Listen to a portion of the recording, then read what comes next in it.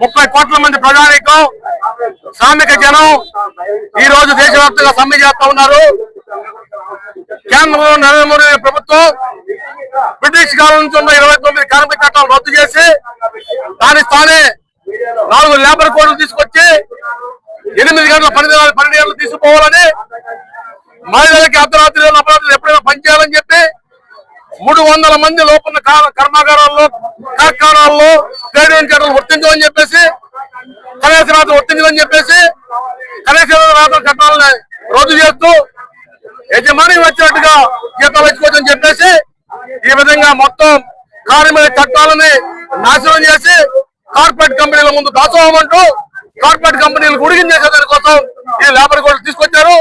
కేంద్ర కార్మిక సంఘాలన్నీ కూడా ఈ లేబర్ కోడ్లు మాకొద్దు, పాత కార్మిక చట్టాలు కొనసాగించండి, అవసరమైన ఆ చట్టాలను ఇంకా సంఘం చేయండి అని చెప్పేసి కోరుతూ ఈ సమ్మె జరుగుతూ ఉంది. కాబట్టి భారత ప్రభుత్వం, బీజేపీ ప్రభుత్వం దీన్ని హెచ్చరిక అర్థం చేసుకుని ఆ లేబర్ కోడ్లు విత్డ్రా చేయాలని చెప్పి డిమాండ్ చేస్తూ మా పోరాటం కొనసాగుతూ ఉంది.